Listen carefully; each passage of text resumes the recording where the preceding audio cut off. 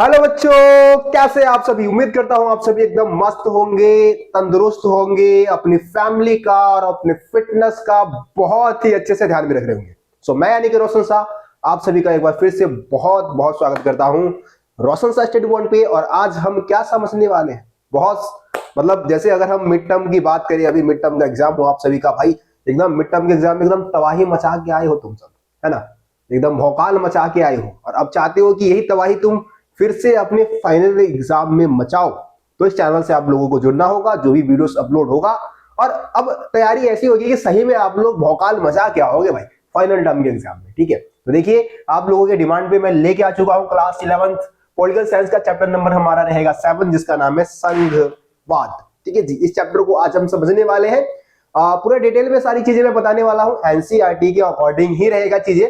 तो आप किसी भी बोर्ड से है, आप सीबीएसई से है या फिर आप स्टेट बोर्ड के स्टूडेंट हैं, सभी के लिए ये वीडियो यूजफुल रहने वाला है। तो आप लोग बहुत ही ध्यान से चीजों को देखिए, समझिए, नोट डाउन करते हुए चलिए, मजा आएगा इस चैप्टर को समझाने में। चलिए जी, तो अगर आप लोग इस चैनल पे पहली बार आए हैं और आपको नहीं पता कि इस चैनल पे आपको एनिमेटेड वीडियो भी प्रोवाइड कराया गया है ना। ये जो जितनी भी चीजें मैं आपको समझा रहा हूं, सब कुछ एनिमेशन के माध्यम से मैंने समझा रखा है। तो एनिमेटेड वीडियो भी देख सकते हैं, प्लेलिस्ट बना रखा है अलग से, जाके प्लेलिस्ट में जाके सारी एनिमेटेड वीडियो देख सकते हैं और इस चैप्टर को बिल्कुल आसान भाषा में समझ सकते हैं। लेकिन फेस वीडियो में क्या होगा कि ज्यादा डिटेल में मैं आपको चीजें समझाने की कोशिश करूंगा और ज्यादा डिटेल में जाके हम चीजों को समझने वाले हैं, ठीक है जी। तो इस चीज को आप जरूर करिए।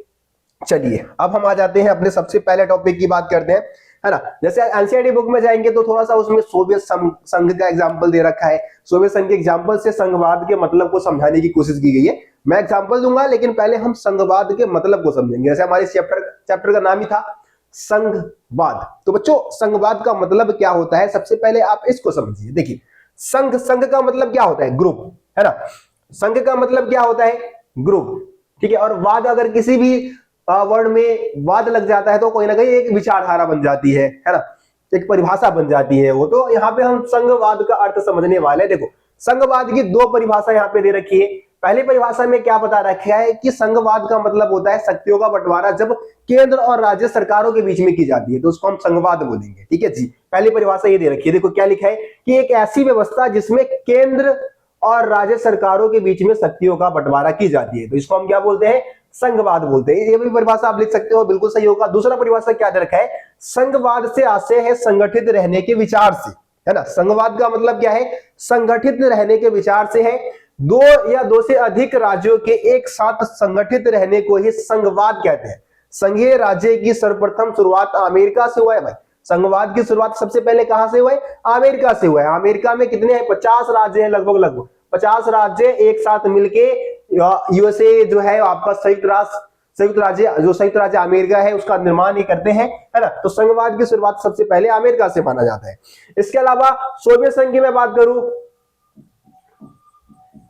ठीक है, जैसे कि सोवियत संघ की हम बात करते हैं, जिसको हम यूएसएसआर भी बोलते हैं। तो यूएसएसआर की अगर हम बात करें तो ये भी संघवाद का ही एक एग्जांपल पेश करता है। इसमें लगभग 15 देश शामिल थे, 15 देशों का समूह था, जिससे कि सोवियत संघ का गठन हुआ था, यूएसएसआर का गठन किया गया था। यानी कि 15 के 15 देश मिलके आपस में क्या कर रहे हैं, एक साथ मिलके शासन चला रहे हैं। ये भी कहीं ना कहीं संघवाद की ही विशेषता है, ठीक है। तो उम्मीद करता हूं कि ये दोनों ही परिभाषा आपको आसानी से समझ में आ गया होगा। संघवाद की क्या परिभाषा है, आसानी से समझ गए होंगे, किसी भी पॉइंट में दिक्कत नहीं होगा। आगे आ जाते हैं। देखो, संघवाद की प्रमुख विशेषताएं क्या होती है ना। देखो, यहाँ पे आपको दो, जैसे अगले पेज पे आप आओगे तो अगले पेज पे आपको भारतीय संघवाद की विशेषता बता रखी है, और यहाँ पे हम संघवाद की प्रमुख विशेषता समझने वाले हैं। संघवाद जो है उसकी प्रमुख विशेषता क्या है, और भारतीय संघवाद की बात करेंगे तो उसमें थोड़ा सा कुछ अंतर है।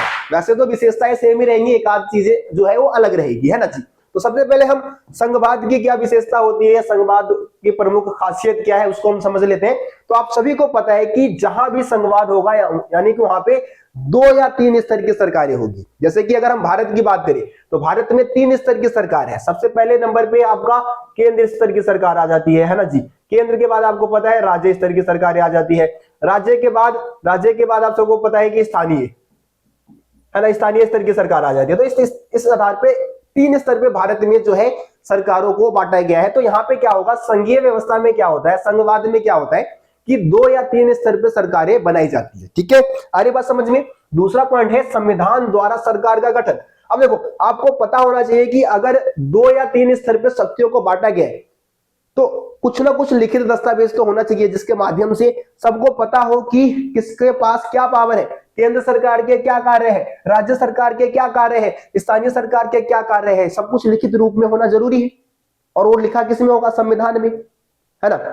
तो संघीय शासन में क्या होता है कि संविधान द्वारा सरकारों का गठन किया जाता है। ये जो तीनों स्तर की सरकारें गठित की जाएगी वो संविधान द्वारा गठित की जाएगी, और संविधान में सभी सरकार के जो भी मतलब भाग है, जो जितने भी ये प्रकार है, सबके पास क्या होगा, शक्तियों का बंटवारा लिखित रूप में किया होगा, है ना। अगर शक्तियों का बंटवारा लिखित तौर पर नहीं होगा तो सारे जो सरकारें हैं आपस में लड़ती रहेंगी हमेशा कि भाई नहीं, ये कानून मेरे को बनाना है, ये कानून मेरे को बनाना है, ये कानून हमें बनाना है। तो इस तरीके से मतलब संघर्ष चलता रहेगा। तो जो संविधान के माध्यम से सरकार का गठन किया जाता है, इसमें हर स्तर की अपनी न्यायपालिका होती है ना।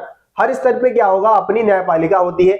आप केंद्र स्तर की बात कर लो, राज्य स्तर की बात कर लो, तो यहाँ पे आप देखेंगे केंद्र स्तर पे आपको पता सर्वोच्च न्यायालय है, राज्य स्तर पे आप जाएंगे तो आपको जो हमारे उच्च न्यायालय है वो देखने को मिल जाएगा, आप और नीचे जाएंगे तो जिला न्यायालय देखने को मिल जाएगा। तो हर स्तर पे अपनी एक न्यायपालिका होती है। ठीक है जी, आगे देखो, परिवर्तन करना हो तो प्रत्येक स्तर की सहमति आवश्यक है। संविधान में अगर कोई परिवर्तन करना है तो आपको पता है कि दोनों जो केंद्र सरकारें हैं और राज्य सरकारें हैं, दोनों की सहमति जो है वो जरूरी होती है, जब भी जाके कोई नया प्रस्ताव या नया कानून बनता है ऐसे संघीय व्यवस्था में, है ना। इसके अलावा वित्तीय स्वायत्तता होती है, मतलब कि संघवाद में क्या होता है कि केंद्र सरकार, राज्य सरकार, दोनों ही सरकारों को वित्तीय स्वायत्तता दी जाती है। इनकम के कुछ सोर्स होते हैं दोनों ही सरकारों के पास, जिसके माध्यम से वो क्या कर सकते हैं, अपनी सरकार के कामकाज को चला सकते हैं। इसके अलावा दोहरा उद्देश्य होता है, केंद्र सरकार का अपना अलग एजेंडा होता है, उस पर अलग कार्य कर रही होती है, राज्य सरकार जो होती है उसका अपने विषय होते हैं, उस पर वो कार्य कर रही होती है। तो दोहरा उद्देश्य ये आप बता सकते हैं। इसके अलावा संघीय व्यवस्था या संघवाद की एक और खासियत क्या है कि यहाँ पे स्वतंत्र न्यायपालिका का गठन किया जाता है। अब मान लो कि केंद्र सरकार है और राज्य सरकार है, इन दोनों के बीच में किसी मुद्दे को लेकर संघर्ष हो गया, है ना, तो उन मुद्दों को सुलझाने का काम किसका होगा, न्यायपालिका का। स्वतंत्र न्यायपालिका ये काम करेगी, है ना। तो यहाँ पे आपको संघवाद की प्रमुख विशेषताओं के बारे में बता रखा था। ये सारे पॉइंट्स आपके इसमें आ जाएंगे, स्क्रीनशॉट ले लो, इधर वाले पॉइंट के भी ले लो भाई स्क्रीनशॉट। और ये पॉइंट मैंने आपको अभी समझाया है, आसान था, कोई ज्यादा यहाँ पे समझाने के लिए कुछ चीज थी नहीं, है ना। बुक में भी आप देखेंगे कि ज्यादा चीजें इसके बारे में नहीं बता रखी है ना। जो मैंने आपको समझाया यही सारी चीजें आपको पढ़ने को मिलेगा वहां पे। ठीक है, आगे आ जाओ। अब ये समझो भाई, ये बहुत इंपॉर्टेंट है, यहां से पेपर में आपके क्वेश्चन बनेगा। ये 6 मार्क्स में भी क्वेश्चन आता है और 4 मार्कर क्वेश्चन भी आता है। तो इसीलिए मैं आपको कह रहा हूं कि ध्यान से इस पॉइंट को समझो। क्या लिख रखा है, भारतीय संघवाद की विशेषता, यहाँ पे, है ना। भारतीय संघवाद की विशेषता पूछी जाएगी और या फिर आपको संघवाद की विशेषता पूछी जाएगी, तो पॉइंट्स सिमिलर ही नजर आएंगे, आपको ज्यादा अंतर देखने को नहीं मिलेगा, है ना जी। तो देखो, सबसे पहले हम भारतीय संघवाद की विशेषता की बात करें तो आपको पता है कि भारत में एक लिखित संविधान के माध्यम से संघवाद की व्यवस्था की गई है। यानी कि जो केंद्र, राज्य और जो शक्ति मतलब जो स्थानीय सरकार है उनके बीच में शक्तियों का जो बंटवारा किया गया है वो लिखित संविधान के माध्यम से किया गया है। सारी सरकारें जो है उनके बारे में जो भी उनके पास जो भी विषय है जिसमें वो कानून बना सकते हैं वो सब हमारे संविधान में लिख दिया गया है। तो लिखित संविधान है भाई, ठीक है। इसके अलावा संविधान की सर्वोच्चता, मतलब कि संविधान जो है सर्वोच्च है, सबसे ऊपर जो है केंद्र सरकार, राज्य सरकार, इन सब न्यायपालिका, इन सबसे ऊपर क्या है, संविधान है। ठीक है, ये बात समझ गए। आगे देखो, यहाँ पे देखो, भारत में 3 स्तर की सरकार है ना। संघवाद के तहत भारत में कितने स्तर की सरकार का गठन किया गया है, 3 स्तर की सरकार, केंद्र स्तर की सरकार, राज्य स्तर की सरकार और स्थानीय स्तर की सरकार, है ना। लेकिन यहाँ पे हम संघवाद की बात कर रहे हैं जिसमें केंद्र और राज्य स्तर की सरकारों के बीच में जो शक्तियों का बंटवारा किया गया है हम उसको समझ रहे हैं। हम स्थानीय स्तर की जो सरकार है उसके बारे में हम अगले चैप्टर में पढ़ेंगे, अगले चैप्टर में उसके बारे में आपको जानने को मिलेगा। ठीक है जी। इसके अलावा देखो, शक्तियों का जो विभाजन किया गया है ना भारतीय संविधान में, वो 3 सूचियों के माध्यम से किया गया है। ठीक है, भारतीय संविधान में शक्तियों का बंटवारा कितनी सूची के माध्यम से किया गया, 3 सूची बनाई गई है। और उन 3 सूचियों के माध्यम से केंद्र सरकार, राज्य सरकार, इन दोनों के बीच में शक्तियों का बंटवारा किया गया है। देखो, संघ सूची, पहले सूची को हम क्या बोलते हैं, संघ सूची या केंद्र सूची बोल देते हैं इसको, या संघ सूची बोल सकते हो। इस पे कानून बनाने का अधिकार किसको है? इस पे कानून बनाने का अधिकार किसको है? केंद्र सरकार को, है ना। जो केंद्र सरकार है वो कानून बनाती है। उसके बाद राज्य सूची के विषय आते हैं। देखो इसमें 97 विषय रखे गए हैं, लेकिन अभी करंट टाइम की मैं बात करूं तो, प्रेजेंट टाइम की अगर मैं बात करूं तो लगभग 100 विषय, इसमें जो विषय है, जो सब्जेक्ट है वो बढ़ गए हैं, ठीक है। तो कितने हो गए? 100 लगभग। उसके बाद अगर हम राज्य सूची की बात करेंगे बच्चों, तो देखो राज्य सूची में टोटल 66 विषय रखे गए थे, लेकिन इसमें अभी की मैं बात करूं, आप गूगल करके देख लेना, वहां पे आपको दिखाएंगे लगभग 61, है ना, 61 विषय जो है अब बच गए। राज्य सूची के बहुत सारे विषयों को या तो केंद्र सूची में ट्रांसफर कर दिया गया या फिर समवर्ती सूची में डाल दिया गया है ना। तो ये आपका हो जाएगा 61 ही बचे हैं इसमें। उसके बाद समवर्ती सूची, देखो राज्य सूची पे कानून बनाने का हक किसको है? राज्य सरकार को है ना। जो राज्य सरकार है वो क्या करती है? राज्य सूची के जो विषय है उस पर कानून बनाने का काम करती है। इसके अलावा समवर्ती सूची, देखो तीसरी सूची क्या है? समवर्ती सूची, इसमें 47 विषय रखे गए हैं, लेकिन अभी की बात करूं तो लगभग 51 या 52, लगभग 51 के आसपास टोटल है। समवर्ती सूची के भी विषयों की संख्या बढ़ गई है। समवर्ती सूची पे आपको पता है कि जो केंद्र सरकार है ना, जो हमारी सेंट्रल गवर्नमेंट है और जो स्टेट गवर्नमेंट है, दोनों मिलके क्या करती है? एक साथ कानून बनाती है। एक साथ मिलके कुछ विषय ऐसे हैं जिसपे कानून बनाने का काम करती है, तो वो आपके समवर्ती सूची के विषय हो जाते हैं ना। अभी हम कुछ एग्जांपल भी देखेंगे कि केंद्र सूची में कौन कौन से विषय को रखा गया है, राज्य सूची के विषय में राज्य सूची में कौन कौन से विषय को रखा गया है, और समवर्ती सूची में कौन कौन से विषय को रखा गया है। आगे आपको बहुत अच्छे से समझाने वाला हूं मैं। देखो ये सब समझ गए सारे पॉइंट।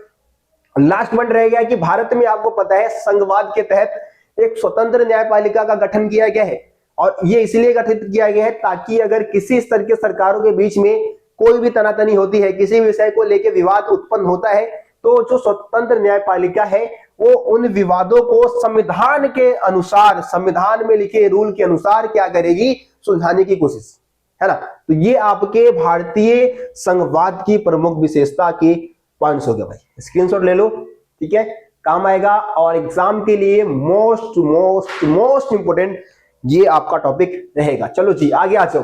अब यहां पे आपको देखने को मिलेगा कि केंद्र और राज्य सरकारों के बीच में शक्तियों का बंटवारा जो किया गया है वो 3 सूचियों के माध्यम से किया गया है। सबसे पहले केंद्र सूची, है ना। अब यहाँ पे हम ये बात करने वाले हैं कि देखो आपके एनसीईआरटी बुक में इससे भी ज्यादा विषय दे रखे हैं।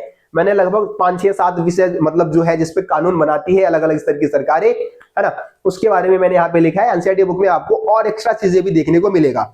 देखो सबसे पहले केंद्र सूची, आपको पता है कि केंद्र सूची के विषय पे कानून बनाने का, इसको हम संघ सूची भी बोलते हैं, ठीक है, इसको हम क्या बोलते हैं जी? संघ सूची भी बोलते हैं। इस पे कानून बनाने का हक किसको है भाई? केंद्र सरकार को है। अभी अभी मैं बता के आ रहा हूँ, जो केंद्र सरकार है वो क्या करती है? इस पे कानून बनाती है। देखो इस पे कौन कौन से विषय आ जाते हैं हमारे? तो प्रतिरक्षा यानी कि सुरक्षा संबंधित जो भी विषय है वो केंद्र सरकार इस पे कानून बनाती है। विदेशी मामले जो भी रहेंगे, है ना, युद्ध और शांति संबंधित जो भी विषय है इस पे कानून बनाने का, फैसले लेने का हक किसको है?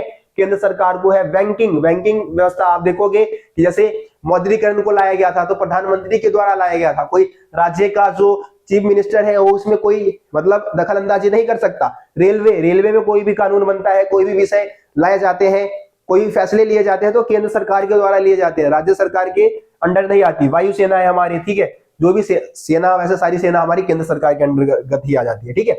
इसके अलावा राज्य सूची के विषय की बात करें तो राज्य सरकार इस पे कानून बनाने का काम करती है।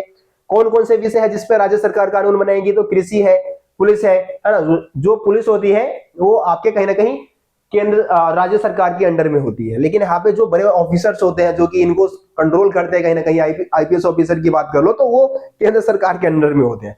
जेल खाना है, ठीक है, स्थानीय शासन है, या फिर सार्वजनिक स्वास्थ्य है, भूमि संबंधित जो भी कानून अगर बनता है, जमीन से रिलेटेड जो भी कानून बनेगा तो उस पर राज्य सरकार ही कानून बनाएगी, ठीक है।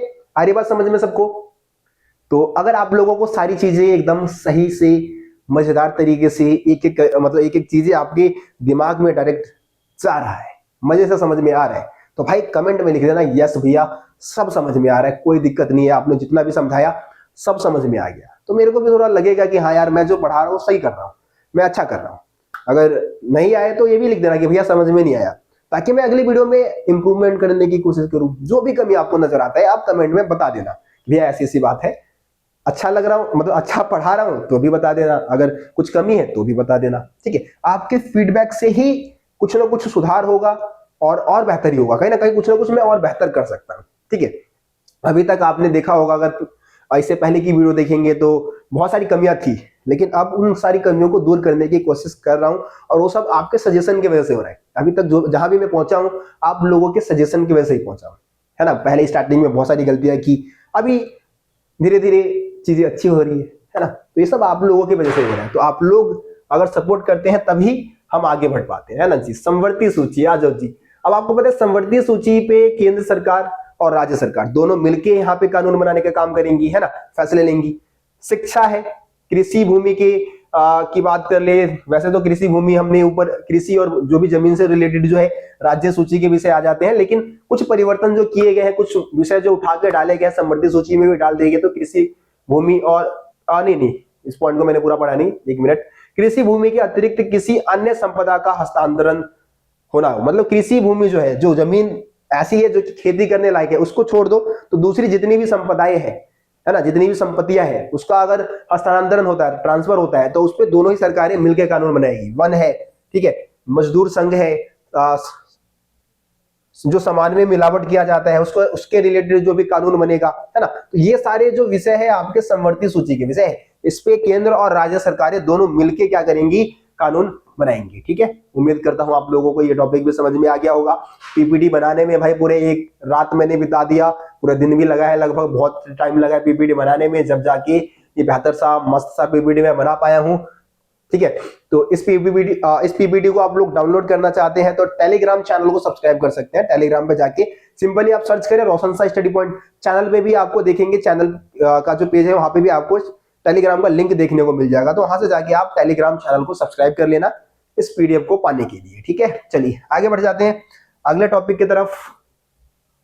अवशिष्ट शक्तियां। अब देखो, अब कल्पना करो कि कुछ ऐसे विषय होंगे, कुछ नए विषय मान लो। अब भाई संविधान कब बना था हमारा जो संविधान बना था, आपको पता है 1950 में लागू हुआ हमारा संविधान, है ना जी। 1950 के आसपास संविधान हमारा, मतलब 1950 में हमारा संविधान लागू हुआ।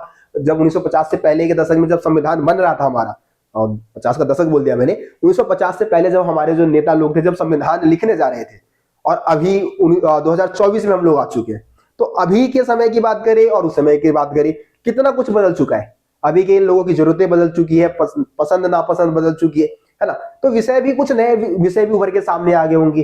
तो अवशिष्ट शक्तियां उन शक्तियों को कहा जाता है जिसका वर्णन ना तो केंद्र सूची में है और ना ही राज्य सूची में। ऐसे विषय है जिसका वर्णन ना तो केंद्र सूची में किया गया, ना ही राज्य सूची में किया गया, ना ही समवर्ती सूची में किया गया, किसी भी तीनों में से किसी सूची में नहीं किया गया है, तो इसको हम अवशिष्ट शक्तियां बोल देते हैं।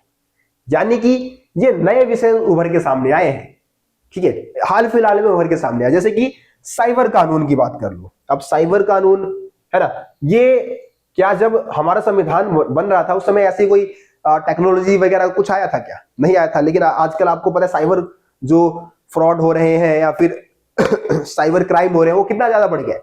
तो इससे रिलेटेड जो भी अब कानून बन रहे हैं उस पर केंद्र सरकार ही कानून बनाएगी भाई, क्योंकि अवशिष्ट शक्ति उन शक्तियों को कहते हैं जिसका वर्णन ना तो केंद्र सूची में है, ना राज्य सूची में है, ना समवर्ती सूची में है। तो अब सवाल उठता है कि भैया इसमें कानून कौन बनाएगा? तो इस पे कानून बना, इस विषय पर केंद्र सरकार जो है, केवल केंद्र सरकार जो है, केंद्रीय विधायिका जो है, वही कानून बना सकती है। कानून बनाने का हक केंद्र सरकार को ही है अवशिष्ट शक्तियों पे, ठीक है। तो अगर ऐसा कोई क्वेश्चन आता है कि अवशिष्ट शक्ति का जो है उसका उस पर कानून बनाने का हक किसको है, तो केंद्र सरकार, ठीक है। चलो आगे बढ़ जाए बच्चों, चलो आ जाओ। अब हम बात करने जा रहे हैं अपने अगले टॉपिक की। अगला टॉपिक है सशक्त केंद्रीय सरकार और संघवाद। आप सभी को पता है कि हमारे देश में एक शक्तिशाली केंद्र सरकार की स्थापना की गई है। राज्य सरकार के मुकाबले केंद्र सरकार को ज्यादा पावर दिया गया। ऐसा क्यों किया गया, सबसे पहले इसको समझते हैं, है ना। और इससे क्या कुछ विवाद उत्पन्न हुए हैं, क्या समस्या उत्पन्न हुई है, उसको भी हम लोग समझने की कोशिश करेंगे, ठीक है। देखो, जब भारत आजाद हुआ, आजादी के साथ आजाद 1947 में हम आजाद हुए, 15 अगस्त 1947 में हम आजाद हुए, ठीक है। आजादी के साथ आपको पता है कि देश का विभाजन हुआ। विभाजन के साथ साथ बहुत सारे लोग मारे गए, उस समय किसी को पता नहीं था कि वास्तव में पावर किसके हाथों में है। ठीक है, पावर किसके हाथों में है किसी को नहीं पता। मारकाट हो रहा है, किसी को पता नहीं कि इस मारकाट को कौन रोकेगा, किसके पास पावर है। ठीक है, तो जब संविधान निर्माण हो रहा था हमारा, तो हमारे लीडर्स ने सोचा कि हम एक शक्तिशाली केंद्र सरकार को बनाए, मतलब केंद्र को हम पावरफुल बना दें। वैसे तो कुछ नेता ऐसे थे जो कि राज्य सरकार को पावरफुल बनाना चाहते थे, लेकिन ज्यादातर जैसे अंबेडकर जी की आप बात कर लो, या और दूसरे बहुत सारे लीडर्स थे जो कि केंद्र सरकार को, जवाहरलाल नेहरू खुद केंद्र सरकार को पावरफुल बनाना चाहते थे। ठीक है, जिसके पास इतने पावर हो कि अगर कोई हिंसा हो जाए देश में तो इस हिंसा को रोके। अगर देश में गरीबी बढ़ती जा रही है, पूरे देश की हम बात करें, या फिर कोई महामारी फैल गई है, या कोई विदेशी फैसले हमें अच्छे लेने हैं, तो उन सारे फैसलों को लेने के लिए एक शक्तिशाली केंद्र सरकार होना चाहिए, ये जरूरी था। ठीक है, तो यही सारे पॉइंट्स आपको यहाँ पे देखने को मिलेगा। कुछ ऐसे ही पॉइंट देखो क्या लिखा हुआ है कि भारतीय संविधान द्वारा एक सशक्त केंद्र सरकार की स्थापना की गई है। भारत एक महाद्वीप की तरह विशाल तथा अनेक विविधताओं और सामाजिक समस्याओं से भरा हुआ है। भारत में बहुत सारी समस्याएं हैं, विविधताओं से भरा हुआ देश है, अनेक समस्याएं हैं भारत में। संविधान निर्माताओं की मान्यता थी कि हमें एक संघीय संविधान चाहिए जो कि इस विविधताओं को समेट सके। हम एक ऐसी संघीय व्यवस्था बनाए जिसमें सारी विविधताएं जो है उसको हम समेट के चले, सारी विविधताओं को एक साथ लेके चले। ठीक है, पर वे एक शक्तिशाली केंद्र सरकार की स्थापना भी करना चाहते थे जो विघटनकारी प्रवृत्ति पर अंकुश रख सके, मतलब कि देश के विभाजन की जो प्रक्रिया है उसको कहीं ना कहीं रोकने की कोशिश करे, है ना, जो सामाजिक और राजनीतिक परिवर्तन ला सकता है ना। इसके अलावा स्वतंत्रता के समय केंद्र के लिए ऐसी शक्तियां आवश्यक थी क्योंकि उस समय देश में केवल ब्रिटिश सरकार द्वारा गठित कुछ प्रांत थे बल्कि 500 से ज्यादा देशी रास्ते भी थी जिनका ना तो पुराने प्रांतों में विलय या नए प्रांतों के रूप में गठन होना था। ठीक है, मतलब कहने का यह कि जब हमारा संविधान लिखा जा रहा था, जब हम आजाद हुए, संविधान लिखा जा रहा था, उस समय हमारा देश जो था अनेक भागों में बटा हुआ था। ठीक है, जो लगभग 565, यहाँ तो 500 प्रांत दे रखा है, आप 12th क्लास में पढ़ेंगे पॉलिटिकल साइंस में कि 565 रजवाड़ों में भारत बटा हुआ था। ठीक है, अब इन रजवाड़ों को एक करना है, क्या राज्य सरकारें जो है वो कर सकती थी क्या? एक शक्तिशाली केंद्र सरकार के माध्यम से ही एकता की स्थापना हो सकती थी। तो नेता लोग चाहते थे कि एकता को कायम रखने के लिए एक शक्तिशाली केंद्र सरकार का गठन करना हमारे लिए बहुत ही जरूरी है। ठीक है, स्क्रीनशॉट ले लो भाई, आगे बढ़ जाते हैं। देखो क्या लिखा है आगे कि देश की एकता बनाए रखने के साथ साथ संविधान निर्माता यह भी चाहते थे कि सामाजिक आर्थिक समस्याओं का समाधान एक शक्तिशाली केंद्र सरकार करे और ऐसा करने में उसे राज्यों का सहयोग मिले, है ना। एकता की स्थापना तो हो ही हो, साथ ही साथ जो गरीबी या फिर आर्थिक समस्याएं जो है, सामाजिक जो समस्याएं हैं, उसका समाधान भी एक शक्तिशाली केंद्र सरकार करे। गरीबी, निरक्षरता, आर्थिक असमानता आदि कुछ ऐसे समस्याएं थी जिसके समाधान के लिए नियोजन बहुत ही ज्यादा जरूरी था। मतलब कि इन समस्याओं से निपटने के लिए जरूरी था कि हम योजना के अनुसार आगे बढ़े और योजना जो है वो केंद्र सरकार के द्वारा बनाई जाए, है ना जी। इस प्रकार राष्ट्रीय एकता और विकास की चिंताओं ने संविधान निर्माताओं को एक सशक्त केंद्र सरकार बनाने के लिए प्रेरित किया, है ना। तो इस तरीके से एक शक्तिशाली केंद्र सरकार का गठन हमारे देश में किया गया है। चलिए जी आगे बढ़ते हैं। यहाँ पे वैसे देखो, यहाँ पे ज्यादा कुछ समझने लायक था नहीं, जो भी समझाना था मैंने आपको पहले ही बता दिया है। ठीक है, अब जो चीजें शुरू होगी भाई, असली चीजें जो आपके एग्जाम में क्वेश्चन पूछा जाता है, यहां से पूछा जाता है। अब यहां से चीजों को बहुत ही ध्यान से समझना है, एक एक करके चीजों को बहुत ही बारीकी से समझना है। देखो क्या है टॉपिक, क्या है हमारा कि संवैधानिक प्रावधानों सशक्त केंद्र सरकार की स्थापना करते हैं। मतलब ऐसे कुछ संवैधानिक प्रावधान की हम बात करने वाले हैं, है ना। हमारे संविधान में ऐसे कौन से प्रावधान किए गए हैं जिसके माध्यम से आपको ऐसा लगेगा कि एक शक्तिशाली केंद्र सरकार की स्थापना भारत में की गई है। कैसे हम कह सकते हैं कि भारत में केंद्र सरकार ज्यादा पावरफुल है? चलो जी पॉइंट्स को समझना शुरू करिए भाई, चलो शुरू करते हैं। देखो पहला पॉइंट क्या लिखा है कि किसी राज्य के अस्तित्व और उसकी भौगोलिक सीमाओं के स्थायित्व पर संसद का नियंत्रण है। कहने का मतलब क्या है कि कोई भी राज्य की सीमा जो है, भौगोलिक सीमा है, उसको बढ़ाना हो, घटाना हो या फिर कोई नई सीमा बनानी हो, यानी कि नए राज्य का गठन करना हो, उस पर पूरी तरीके से किसका अधिकार है भाई? पूरी तरीके से किसका अधिकार है? हमारे संसद का। संसद बोले तो केंद्र सरकार, केंद्र सरकार, ठीक है जी, है ना, पूरी तरीके से केंद्र सरकार का नियंत्रण है। देखो अनुच्छेद 3 के तहत, अनुच्छेद 3 बहुत ही इंपॉर्टेंट है भाई, अनुच्छेद 3 के तहत, अनुच्छेद 3 के अनुसार संसद किसी राज्य में उसका राज्य क्षेत्र अलग करके, किसी राज्य से उसका राज्य क्षेत्र अलग करके अथवा दो या दो से अधिक राज्यों को मिलाकर नए राज्यों का निर्माण कर सकता है।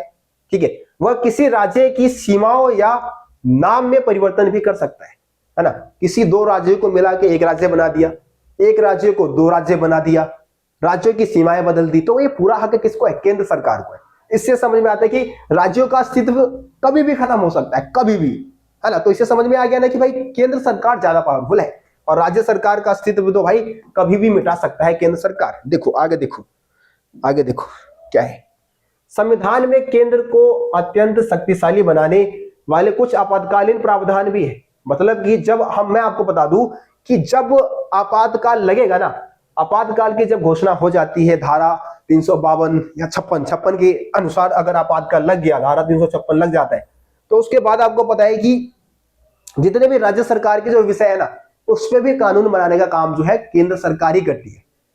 तो आपातकालीन जो प्रावधान है वो भी कहीं ना कहीं केंद्र सरकार को ही पावरफुल बनाने के लिए किए गए।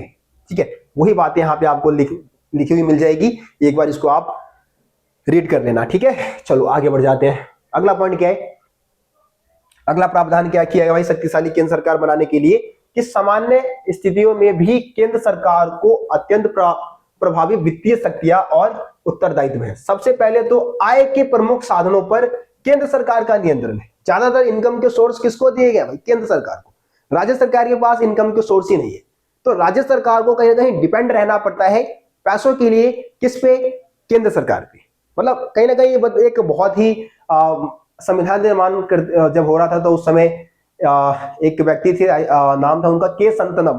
तो के संतनम ने बोला कि भारत में राज्य सरकारों को इतना कमजोर बना दिया गया है, इतना कमजोर बना दिया गया है कि जब उनको अपने लोगों के लिए शिक्षा की व्यवस्था करनी होगी, जब स्वास्थ्य की व्यवस्था करनी होगी, तो केंद्र सरकार के पास जाके भीख मांगना पड़ेगा, कटोरा लेके जाएंगे कि भाई हमें अपने लोगों के लिए सड़कें बनवानी है, स्कूल खुलवाने हैं, हॉस्पिटल खुलवाने हैं, हमें आप अनुदान दे दो, ऐसा कुछ बोला था उन्होंने। और ये बात सही भी हो है कहीं ना कहीं कि पूरी तरीके से जो वित्तीय सहायता है वो पाने के लिए किस पर निर्भर रहना पड़ता है? केंद्र सरकार पर। और केंद्र सरकार का ज्यादातर इनकम के सोर्स पे केंद्र सरकार का नियंत्रण है। तो इससे भी ये समझ में आता है कि भाई केंद्र सरकार ज्यादा पावरफुल है। आगे देखो, आगे क्या लिखा है कि स्वतंत्रता के बाद भारत में तेज आर्थिक प्रगति और विकास के लिए नियोजन को साधन के रूप में प्रयोग किया गया। मतलब हमने नियोजित तरीके से अपनी अर्थव्यवस्था को खोलना शुरू किया स्वतंत्रता के बाद विकास के लिए। पंचवर्षीय योजना का मॉडल हमने अपनाया, हमने एक योजना आयोग का गठन किया, आप सभी को पता है। वैसे योजना आयोग को 2015 में खत्म कर दिया गया भाई। योजना आयोग की जगह आपको पता है कौन सा आयोग है भाई? नीति आयोग। ठीक है, नीति आयोग का गठन किया गया है ना। तो योजना आयोग या फिर नीति आयोग बोल दो, तो इसका गठन केंद्र सरकार के द्वारा किया गया। और ये आयोग जो है भारत में जितनी भी योजनाएं हैं उसको बनाने का काम करती है, और ये पूरी तरीके से केंद्र सरकार के कंट्रोल में काम करती है, केंद्र सरकार के लिए काम करती है, योजनाएं केंद्र सरकार के लिए बनाती है। ठीक है, लिखा क्या है देखो, मैं पढ़ देता हूं। नियोजन के साधन के रूप में प्रयोग किया। नियोजन के कारण आर्थिक फैसले लेने की ताकत केंद्र सरकार के हाथ में सिमट गई है। केंद्र सरकार द्वारा नियुक्त योजना आयोग राज्य के संसाधन प्रबंध की निगरानी करती है। मतलब कि जो राज्य के जो संसाधन है उसका प्रबंध किस तरीके से राज्य सरकारें कर रही है, उस पर पूरी निगरानी किसका होता है? योजना आयोग का होता है। और योजना आयोग किसके अंडर काम करे? कहीं ना केंद्र सरकार के अंतर्गत, है ना। इसके अलावा केंद्र सरकार अपने विशेषाधिकार का उपयोग कर राज्यों को अनुदान और ऋण देती है। आर्थिक संसाधनों का यह वितरण असंतुलित माना जाता है और सरकार पर अक्सर यह आरोप लगता है कि वह विरोधी दलों द्वारा शासित राज्यों के प्रति भेदभावपूर्ण रवैया अपना रही है। ठीक है जी, यहाँ पे देखो क्या होता है कि ज्यादातर आपको पता है कि जो पैसे राज्यों को अनुदान जो दिए जाते हैं, ऋण दिए जाते हैं, वो केंद्र सरकार के द्वारा दिए जाते हैं। और यहाँ पे केंद्र सरकार पे आरोप लगेगा ना, मान लो कि भैया एक एग्जांपल देके मैं समझाता हूँ आप लोगों को कि मान लो हमारे केंद्र सरकार पे किसका अभी शासन चल रहा है? बीजेपी पार्टी का। ठीक है, हरियाणा में मान लो भाई हमारे कांग्रेस पार्टी का शासन चल रहा है। ठीक है, और यूपी में भी बीजेपी पार्टी का है। तो ज्यादातर जो पैसे हैं, मान लो कि भाई बीजेपी पार्टी जो है यूपी में दे रही है ना, यूपी में बीजेपी पार्टी के ज्यादातर अनुदान जो है, पैसे वगैरह जा रहे हो बीजेपी पार्टी का यूपी में जा रहे हैं, हरियाणा में नहीं जा रहे, है ना। हरियाणा में आपका कांग्रेस पार्टी का शासन है, इसलिए हरियाणा में नहीं जा रहे। तो हरियाणा की सरकार आरोप लगाएगी नहीं कि भाई हमारे को तो पैसे नहीं दे रहे, हमें जरूरत है लेकिन हमारे को कोई सहायता नहीं मिल रहा है केंद्र सरकार से। तो इस तरीके से ऐसे आरोप देखने को मिलता है ना। तो वित्तीय कंट्रोल की अगर हम बात करें तो यहाँ पे पूरी तरीके से केंद्र सरकार का नियंत्रण देखने को हमें मिलता है ना। चलो जी आगे बढ़े। आगे अब देखो राज्यपाल के बारे में कुछ चीजें बता रखी है, क्या लिखा है। राज्यपाल को यह शक्ति प्राप्त है कि वह राज्य सरकार को हटाने और विधानसभा भंग करने की सिफारिश राष्ट्रपति को भेज सकता है। इसके अतिरिक्त सामान्य परिस्थिति में भी राज्यपाल को यह शक्ति प्राप्त है कि वह विधानमंडल द्वारा पारित किसी विधेयक को राष्ट्रपति की स्वीकृति के लिए सुरक्षित कर सकता है। ठीक है, मतलब कि राज्य के राज्यपाल को यह हक है कि वो राज्य की जो विधानसभा है ना उसको भंग करने का हक रखता है ना। इसके अलावा कोई विधेयक अगर राज्य विधानमंडल से पारित होता है तो उसको कहीं ना कहीं राष्ट्रपति के पास पहुंचाने के लिए रोक सकता है, विलंब करवा सकता है ना। जब राष्ट्रपति के पास भेजा जाएगा उतने देर में क्या होगा, केंद्र सरकार जो है वीटो का प्रयोग करके उस कानून को, उस प्रस्ताव को ही निरस्त कर देगी, गलत साबित कर देगी। तो यहाँ पे कानून कैसे बनाए, राज्य सरकारों के पास जो कानून बनाने का जो पूरा पावर है वो भी उनके पास कहीं ना कहीं नहीं है ना। इस पॉइंट में आपको यही समझने को मिलेगा कि वीटो का पावर यूज करके कानून को पूरी तरीके से जो है वो नकार देती है केंद्र सरकार, है ना। तो यहाँ पे भी केंद्र सरकार आपको ज्यादा पावरफुल देखने को मिल जाएगा। इसके अलावा लास्ट पॉइंट होगा मेरे ख्याल से कि वैसे तो पुलिस का जो विषय है, पुलिस का जो भी विषय है उस पर कानून बनाने का हक किसको है, केंद्र सरकार को। लेकिन जो आपको पता है कि ऊंचे लेवल के जो हमारे प्रशासनिक अधिकारी होते हैं, जो जिला अधिकारी होते हैं, जिला लेवल के जो अधिकारी होते हैं, जिसमें सबसे पहले पुलिस कमिश्नर की बात कर लो, भारतीय पुलिस सेवा यानी कि आईपीएस ऑफिसर जो होते हैं, आईपीएस है ना, इंडियन पुलिस सर्विस के जो हमारे ऑफिसर्स होते हैं, आईपीएस ऑफिसर्स होते हैं, वो कहां से सिलेक्ट किए जाते हैं, वो आपको पता है यूपीएससी के द्वारा सिलेक्ट किए जाते हैं और एक केंद्र सरकार के द्वारा सिलेक्ट किए जाते हैं। ये केंद्र सरकार का प्रतिनिधि कर रहे होते हैं, हर एक राज्य में होते हैं, लेकिन इनके ऊपर पूरा हक किसका होता है, केंद्र सरकार का हक होता है। ठीक है, मतलब केंद्र सरकार ही अपने कंट्रोल में रखती है इनको, इनका तबादला होना है, इनको कहीं और भेजना है, जो भी चीजें होनी है सब कुछ केंद्र सरकार तय करती है, लेकिन राज्य में जाके काम कर रहे होते हैं।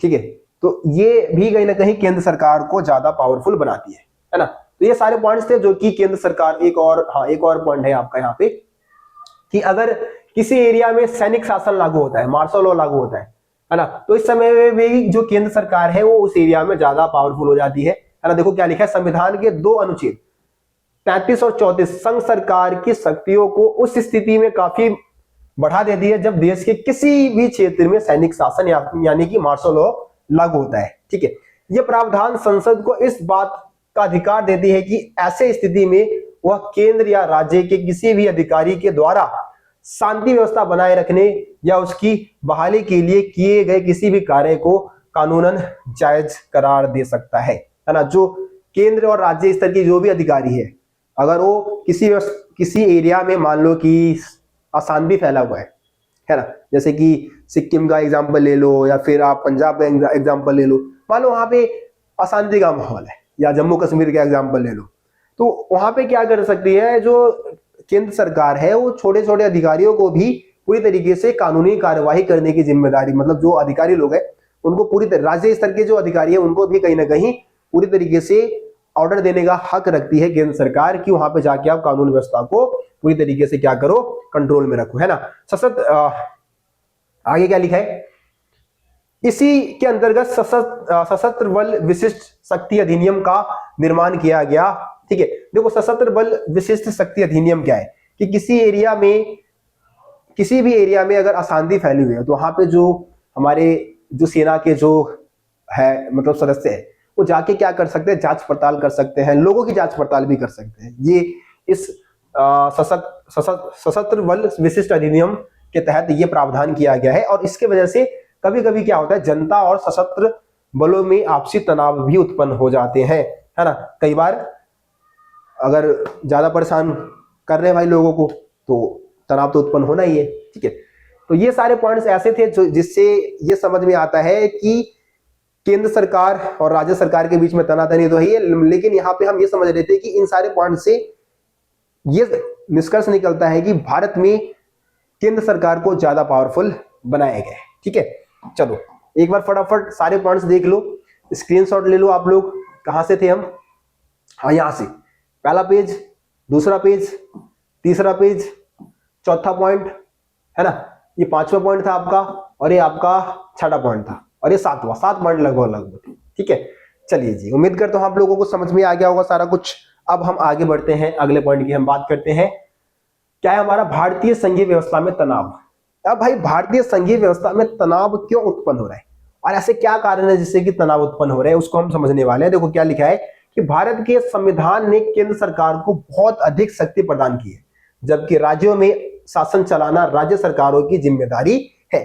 इस वजह से समय समय पर राज्यों की अधिक स्वायत्तता तथा शक्तियों की मांग करते रहते हैं। इस वजह से केंद्र और राज्यों के बीच में तनाव और संघर्ष उत्पन्न होता है। हमने अभी पढ़ा कि भाई पूरे पावर जो है, ज्यादातर पावर केंद्र सरकार को दिया गया, राज्य सरकारों के पास कम पावर है। इस वजह से अधिक पावर के लिए, अधिक स्वायत्तता के लिए, है ना, अधिक शक्ति की मांग के लिए केंद्र सरकार और राज्य सरकारों के बीच में तनाव उत्पन्न होते रहते हैं। उसी के बारे में आगे अभी जो भी टॉपिक आएगा आपका, कहीं ना कहीं इसी टॉपिक के केंद्र और राज्यों के बीच में जो तनाव उत्पन्न हो रहे हैं जिन मुद्दों को लेके, उसी के बारे में आगे हम समझने वाले हैं। चलिए जी, आगे बढ़े, आगे बढ़े, आ जाओ। केंद्र राज्य संबंध। अब केंद्र राज्य संबंध को प्रभावित करने वाले पॉइंट्स कौन कौन से, किस किस पॉइंट्स को लेके ज्यादातर ऐसे हैं मुद्दे हैं जिससे कि केंद्र और राज्य सरकारों के बीच में तनाव उत्पन्न होने लग रहा है ना। देखो क्या लिखा है, राज्य समय समय पर केंद्र सरकार और अधिक अधिकार व स्वायत्तता की मांग करते रहते हैं, जो कि निम्नलिखित है। मतलब कि केंद्र सरकार से राज्य सरकारें अधिक से अधिक स्वायत्तता की मांग करते हैं, कुछ डिमांड करते हैं, जैसे कि वित्तीय स्वायत्तता। सबसे पहले वित्तीय स्वायत्तता चाहिए उनको। आपको पता है कि ज्यादातर इनकम के सोर्स किसके पास है? केंद्र सरकार के पास। राज्य सरकारों के पास इनकम के बहुत ही कम स्रोत है ना। तो ये सबसे पहले तो भाई इनको इनकम के सोर्स चाहिए। राज्य सरकारों को भी ऐसे सोर्सेज चाहिए जिससे कि उनका इनकम हो सके और वो अपने सरकार को सही से चला सके, अपने लोगों के लिए उचित प्रबंध कर सके, है ना। अगर पैसा ही नहीं होगा तो लोगों के लिए योजनाएं कैसे बनाएंगे वो। इसके अलावा प्रशासनिक स्वायत्तता। राज्य सरकार दैनिक प्रशासन के मामले में भी अधिक स्वायत्तता चाहते हैं। राज्य केंद्र सरकार से अधिक शक्तिशाली, अधिक शक्तियां चाहते हैं। ठीक है जी, स्वायत्तता का मतलब यह है कि ज्यादा अधिकार चाहते हैं। प्रशासनिक मामले में भी कई बार केंद्र सरकारें जो है दखल अंदाजी करती है, जिससे कि राज्य की सरकारों को प्रभावित होना पड़ता है। तो इसलिए वो चाहते हैं कि उनके मामले में टांग ना रहे केंद्र सरकार, उनको ज्यादा पावर मिलना चाहिए, है ना। सी गैस सांस्कृतिक और भाषाई मुद्दे हैं। काफी राज्यों ने हिंदी भाषा का विरोध किया है ना। तो भाषा संबंधित मुद्दे भी है कि भाई जो केंद्र सरकार है पूरे भारत में हिंदी भाषा को ना, पूरे भारत के राज्य जो भी है, साउथ खास करके जो साउथ इंडिया के जो राज्य है वो भाषा से संबंधित जो मुद्दे हैं उसको लेके नाराज रहते हैं। इसके अलावा आप पंजाब की बात कर लो तो पंजाब में क्या है, पंजाब के लोग अपनी संस्कृति को फैलाने की डिमांड करते हैं कि हमारी संस्कृति को प्रचार प्रसार का पूरा हक हमें मिलना चाहिए, ऐसी डिमांड उन्होंने उठाया है। ठीक है, तो सांस्कृतिक और भाषाई मुद्दे भी है जिससे कि केंद्र और राज्य सरकारों के बीच में तनातनी उत्पन्न होती है। ठीक है जी, आगे देखो, राज्यपाल की भूमिका तथा राष्ट्रपति शासन को लेकर भी तनाव रहता है। भाई देखो, इसको लेकर भी काफी ज्यादा विवाद होता रहता है। देखो, राज्यपाल का पद आपको पता है कि जिस तरीके से केंद्रीय स्तर पे राष्ट्रपति की नियुक्ति की जाती है, राष्ट्रपति के पास कोई पावर नहीं होता। राष्ट्रपति के पावर का इस्तेमाल कौन करता है? पीएम करता है ना। हमारे देश का जो प्राइम मिनिस्टर है वो करता है। इसी तरीके से राज्यपाल के पावर का इस्तेमाल कौन करता है? सीएम करता है ना। मुख्यमंत्री जी हमारे करते हैं। लेकिन हर एक राज्य में राज्यपाल की नियुक्ति की जाती है डायरेक्ट राष्ट्रपति के द्वारा। यहाँ पे राज्य सरकार का कोई योगदान नहीं रहता इसकी नियुक्ति में। किसके द्वारा नियुक्त किए जाते हैं? राष्ट्रपति के द्वारा नियुक्त किए जाते हैं। अब इसकी नियुक्ति को लेके या इसके कामकाज को लेके बहुत ज्यादा विवाद होता है। देखो चलो एक बार रीड कर देता हूं, समझ में आ जाएगा आप लोगों को। क्या लिखा है कि राष्ट्रपति राज्य सरकार से परामर्श किए बिना ही राज्य में राज्यपाल की नियुक्ति कर देता है, जो राज्यों के दैनिक कार्यों में कई बार अनावश्यक हस्तक्षेप करते हैं। मतलब कि जितना जरूरी नहीं है उससे ज्यादा राज्यपाल क्या करता है? राज्य सरकारों के काम में दखल अंदाजी करता है। दिल्ली का एग्जाम्पल ले लो, हमारे जो केजरीवाल जी है बहुत ज्यादा परेशान रहते हैं राज्यपाल, जो उपराज्यपाल है, वैसे दिल्ली में उपराज्यपाल होता है, उसको लेके है ना। तो इस वजह से जो केंद्र सरकार है और राज्य सरकार है उसके बीच में तनाव उत्पन्न होता है। केंद्र सरकार राज्यपाल पर दबाव डालकर राज्यों में अनुच्छेद 356 के मदद से क्या करते हैं, अनुचित राष्ट्रपति शासन लगवा देते हैं। राष्ट्रपति शासन लगा दिया जाता है और केंद्र सरकार दबाव बनाते हैं किसके ऊपर, राज्यपाल के ऊपर। क्योंकि ज्यादातर आप देखेंगे कि राष्ट्रपति और राज्यपाल जो होंगे ना, वो केंद्र सरकार में जो बहुमत दल वाली जो पार्टी होगा उसी के सदस्य होंगे, कहीं ना कहीं उसी से रिलेटेड होंगे, ठीक है। क्योंकि जब चुनाव होता है, आपको पता है राष्ट्रपति का चुनाव होता है, तो राष्ट्रपति ज्यादातर उसी पार्टी के होंगे जिसका बहुमत होगा, जिसकी सरकार होगी, है ना। और राष्ट्रपति ही सारे राज्यपालों को नियुक्त करेगा, तो कहीं ना कहीं वो उसी पार्टी के कंट्रोल में काम कर रहे होते हैं। तो कई बार ये देखा गया है कि राज्यपाल के ऊपर दबाव डाल के केंद्र सरकार राज्यों में राष्ट्रपति शासन लागू करवा देती है ना। तो ये समझ में आ गया आप लोगों को कि राज्यपाल की भूमिका और राष्ट्रपति शासन को लेकर भी कई बार तनाव उत्पन्न हुए हैं। इसके अलावा एक आपका सरकारिया आयोग है, इसके बारे में समझ लो, ठीक है। सरकारिया आयोग क्या है और इसका क्या कार्य है उसके बारे में हम समझ लेते हैं। तो देखो, केंद्र राज्य संबंधों से जुड़े मामले की पड़ताल के लिए सरकार द्वारा, है ना, केंद्र और राज्य के बीच में जो संबंध है उसके जांच पड़ताल के लिए 1983 में एक आयोग का गठन किया गया, है ना। इस आयोग को हम क्या बोलते हैं, सरकारी आयोग बोलते हैं, ठीक है। समझ में आया। केंद्र और राज्य के बीच में जो संबंध है उसकी जांच पड़ताल के लिए, मतलब जांच पड़ताल करने के लिए एक आयोग का गठन किया गया जिसको हम सरकारी आयोग कहते हैं। इस आयोग ने 1998 में अपनी रिपोर्ट में यह सिफारिश की कि राज्यपाल की नियुक्ति अनिवार्यतः निष्पक्ष होकर की जानी चाहिए, ठीक है। जो राज्यपाल है उसकी नियुक्ति कैसे होनी चाहिए, निष्पक्ष तौर पे होनी चाहिए, है ना। केंद्र सरकार का इसमें ज्यादा योगदान नहीं होना चाहिए, किसी पार्टी का ज्यादा योगदान नहीं होना चाहिए, निष्पक्ष तौर पे राज्यपाल की नियुक्ति होनी चाहिए, ठीक है। ये सरकारी आयोग का कहना था। इंपॉर्टेंट है भाई, आता है एमसीक्यू में आ सकता है या फिर 2 मार्क्स में भी ये क्वेश्चन आपके आ सकता है पेपर में, है ना। इंपॉर्टेंट है, काफी ज्यादा इंपॉर्टेंट है। तो इसको भी आप लोग अच्छे से करके जाना। स्क्रीनशॉट ले लो भाई, स्क्रीनशॉट ले लो। आगे बढ़ते हैं। देखो, नवीनतम राज्यों की मांग, इसकी हम बात कर लेते हैं। इसको लेके भी बहुत ज्यादा तनाव संघर्ष होता रहता है हमारे देश में, नए नए राज्यों की मांग को लेके। देखो, भारतीय राष्ट्रीय आंदोलन के दौरान यह तय किया गया था कि भारत में संस्कृति और भाषा के आधार पर राज्यों का गठन किया जाएगा, है ना। अगर किसी एरिया की संस्कृति अलग है, भाषा अलग है, तो इसके आधार पर क्या होगा, राज्यों का गठन किया जाएगा। जब हमारे देश में राष्ट्रीय आंदोलन चल रहा था उसी समय तय कर लिया गया था। इससे स्वतंत्रता के बाद भाषा के आधार पर राज्यों के गठन की मांग उठने लगी। जब हम आजाद हुए तो भाषा के आधार पर राज्यों का गठन जो है उसकी मांग उठने लगी थी। इसको लेके दिसंबर 1953 में क्या होता है, 1953 में राज्य पुनर्गठन आयोग का गठन होता है, ठीक है। ये याद रखना भाई, एमसीक्यू के लिए बहुत इंपॉर्टेंट है। राज्य पुनर्गठन आयोग का गठन कब किया गया, 1953 में, ठीक है। तो इसका मेन काम क्या था, ये देखना कि भारत में राज्यों का गठन जो है वो भाषा के आधार पर हो, है ना। इसका मुख्य काम यही था। देखो क्या लिखा है, जिसने प्रमुख भाषाई समुदायों के लिए भाषा के आधार पर राज्यों के गठन की सिफारिश की थी। मतलब इसने कहा था कि भाषा के आधार पर भारत में क्या होगा, राज्यों का गठन किया जाएगा, यही इसकी सिफारिश थी, ठीक है। ज्यादा कुछ नहीं था इसके बारे में। अब देखो, जो भाषा के आधार पर जो राज्य बने हैं, भाषा या फिर ज्यादातर संस्कृति के आधार पर जो राज्य बने हैं, उसका कुछ एग्जाम्पल दे रखा है। और कुछ ऐसे जो कि रिसोर्सेज के आधार पर, जहां पे किसी एरिया में मान लो रिसोर्सेज ज्यादा है, किसी एरिया में रिसोर्सेज कम है, तो इस आधार पर भी कुछ राज्य बने, जैसे कि बिहार, झारखंड, इसका बढ़िया एग्जाम्पल है भाई, है ना। देखो, 1956 में कुछ राज्यों का पुनर्गठन हुआ। इससे देखो, भाषा के आधार पे एक और चीज मैं आपको बता देता हूं, भाषा के आधार पे भारत में बनने वाला पहला जो राज्य था वो था आंध्र प्रदेश, ठीक है। आंध्र प्रदेश 1952 में ही बन गया था राज्य। 1900 पहला भाषा के आधार पे बनने वाला पहला राज्य आंध्र प्रदेश था, 1952 में बना था, है ना। देखो क्या लिखा है, 1960 में गुजरात और महाराष्ट्र का गठन हुआ था। 1960 में किसका गठन हुआ, गुजरात और महाराष्ट्र का, ठीक है। इसके साथ 1966 की बात करें तो पंजाब और हरियाणा, पंजाब से अलग हरियाणा राज्य बन गया, है ना। बाद में पूर्वोत्तर के राज्यों का गठन हुआ। पूर्वोत्तर के ज्यादातर राज्य जो है आपको पता है असम से अलग होकर बने हैं, जिसमें मणिपुर है, त्रिपुरा है, मेघालय है, मिजोरम है ना, अरुणाचल प्रदेश है, इन सबका जन्म हुआ। ये कहीं ना कहीं असम से अलग होकर बने हैं सारे राज्य, ठीक है। आगे देखो, नए राज्य बनने की मांग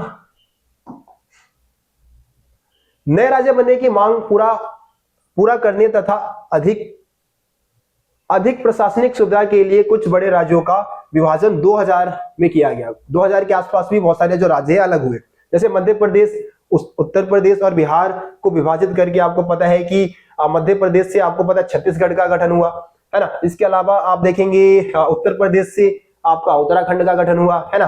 बिहार से अलग होकर झारखंड का गठन हुआ। तो इस तरीके से ये नए राज्य जो है 2000 के आसपास बने थे। अभी हाल फिलहाल में 2014 की बात करिए तो आपको पता है एक और राज्य बना है जो कि है आंध्र प्रदेश से अलग होकर बना था, है ना। आंध्र प्रदेश से अलग होकर कौन सा राज्य बना है?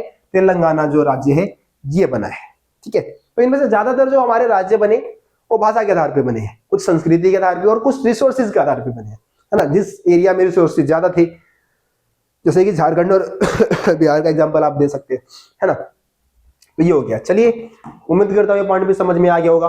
अंतरराज्यीय विवाद, देखो ये अंतरराज्यीय विवाद क्या? अंतरराज्यीय विवाद का मतलब है कि राज्यों के अंदर, यहाँ पे केंद्र और राज्य के जो विवाद है उसको नहीं समझने वाले हैं। यहाँ पे राज्य के अंदर ही, मतलब दो राज्य आपस में ही या तीन राज्य आपस में ही किसी मुद्दे पे संघर्ष कर रहे हैं, उसको हम समझने वाले हैं, ठीक है। देखो इसमें कौन कौन से पॉइंट है आपका? तो संघीय व्यवस्था में दो या दो से अधिक राज्यों में जो विवाद होता है उसको हम अंतरराज्यीय विवाद कहते हैं। जैसे कि बेलगांव एक जगह है, इसको लेकर कर्नाटक और महाराष्ट्र में सीमा विवाद है ना। अब मान लो कि भाई ये आपका भारत का एरिया है, इधर आपका महाराष्ट्र है, ठीक है, इधर आपका कर्नाटका है, ये आपका कर्नाटका है। अब मान लो कोई गांव है आपका बेलगांव, यहाँ पे मान लो बिल्कुल बॉर्डर पे, तो बॉर्डर पे होने की वजह से क्या होगा कि दोनों ही हक जताएंगे कि भाई नहीं, बेलगांव जो है हमारे सीमा में आएगा। कर्नाटक वाले बोलेंगे, महाराष्ट्र वाले बोलेंगे हमारे सीमा में आएगा। तो इस तरीके से इस गांव पर हक जताने को लेके राज्यों के बीच में विवाद चल रहे हैं, ठीक है। दो या दो से अधिक राज्यों में नदी के पानी को बंटवारे को लेकर भी विवाद चलते हैं, ठीक है। जैसे कि आप दिल्ली और हरियाणा के बीच में देखोगे यमुना नदी को लेकर रहता है। इसी तरीके से कर्नाटक और तमिलनाडु में कावेरी नदी को लेकर विवाद है। साथ ही साथ आप देखोगे नर्मदा नदी है आपका, है ना। तो नर्मदा नदी में आपको पता है कि तीन राज्य है आपका, गुजरात है, महाराष्ट्र है और मध्य प्रदेश है। इन तीन राज्यों में विवाद चलता है नर्मदा नदी के पानी को लेकर। तो ये आपस में जो राज्य है वो लड़ रहे हैं, संघर्ष कर रहे हैं, है ना। तो इसको हम क्या बोलते हैं? अंतरराज्यीय विवाद बोलते हैं। समझ में आ गया होगा टॉपिक भी। चलो जी आगे बढ़ जाते हैं। विशिष्ट प्रावधान लास्ट टॉपिक है। देखो कुछ राज्य में हमारे, आपको पता है कि कुछ राज्य के लिए विशिष्ट प्रावधान किए गए हैं हमारे संविधान में, है ना। जैसे कि धारा 370 और 71। वैसे 370 को हटा दिया गया, लेकिन आप देखेंगे कि अगले टॉपिक में हमने इसके बारे में भी लिख रखा है, तो इसको भी समझ लेते हैं। पहले यहाँ पे आपको विशिष्ट प्रावधान के तहत 371 का और 371 झा, ठीक है, ये दो प्रावधान के तहत नागालैंड, असम, मणिपुर, आंध्र प्रदेश, सिक्किम, मिजोरम, अरुणाचल प्रदेश और गोवा को विशेष राज्य का दर्जा दिया गया है। विशेष राज्य के तहत इनको रखा गया है, इनको विशेष सुविधाएं मिलती है, ठीक है। जो फंड है उसमें विशेष सुविधाएं इनको मिल जाती है। इसके अलावा विशिष्ट प्रावधान के तहत जम्मू कश्मीर को धारा 370 के तहत विशिष्ट प्रावधान के तहत विशेष दर्जा दिया गया था, है ना। विशेष दर्जा दिया गया था धारा 370 या अनुच्छेद 370 आप कह सकते हो। इसके तहत आपको पता है कि इसके तहत क्या था कि जो धारा 370 है जब ये लागू हो गया था, तो मतलब जब लागू था तब वहां पे भारतीय संघ का कोई भी कानून लागू नहीं होता था। अगर कोई भी कानून बनेगा ना, केंद्र सरकार ने बना दिया, हमारे संसद ने बना दिया, संसद ने किसी कानून को बना दिया है, ठीक है, पूरे देश में लागू हो जाएगा। लेकिन जब तक जम्मू कश्मीर की जो विधायिका है ना, जम्मू कश्मीर की जो विधायिका है, अगर जम्मू कश्मीर की विधायिका इसको लागू नहीं करेगी तब तक जम्मू कश्मीर में वो कानून लागू नहीं होगा। आप वहां पे जमीन नहीं खरीद सकते थे, है ना, वहां का अपना क्या बोलते हैं, झंडा वगैरह भी उनका अपना खुद का था, ठीक है। तो इस तरीके से ये कहीं ना कहीं पूरी तरीके से जम्मू कश्मीर भारतीय संघ में नहीं मिल पाया था। लेकिन हमारे मोदी सरकार ने 2019 में धारा 370 को खत्म किया, ठीक है, संविधान में संशोधन करके देखो क्या लिखा है, जम्मू और कश्मीर पुनर्गठन अधिनियम। कौन सा अधिनियम? जम्मू और कश्मीर पुनर्गठन अधिनियम 2019 के द्वारा राज्य को 2 केंद्र शासित प्रदेशों में बांट दिया गया। पहला केंद्र शासित प्रदेश क्या है, जम्मू और कश्मीर है, और दूसरा है लद्दाख, है ना। इस तरीके से 2 केंद्र शासित प्रदेशों में एरिया बढ़ गया है, ठीक है। यह नई व्यवस्था जो है 31 अक्टूबर 2019 से प्रभावी हो चुका है। इसको इस डेट को लागू 31 अक्टूबर 2019 में इसको लागू कर दिया गया था, ठीक है। और धारा 370 को जम्मू कश्मीर से हटा दिया गया, ठीक है। तो इस तरीके से आप धारा 370 के बारे में भी समझ गए।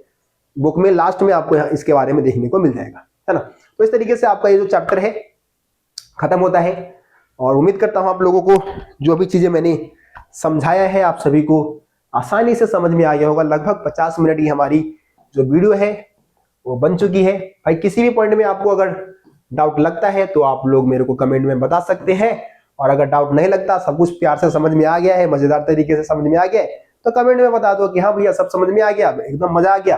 वीडियो को लाइक कर दो, अपने 4-5 दोस्तों को शेयर भी कर दो, ठीक है। तो मिलते फिर आप सभी से अगली वीडियो में, तब तक के लिए जय हिंद, जय भारत। आप सभी अपना ख्याल रखिए। धन्यवाद।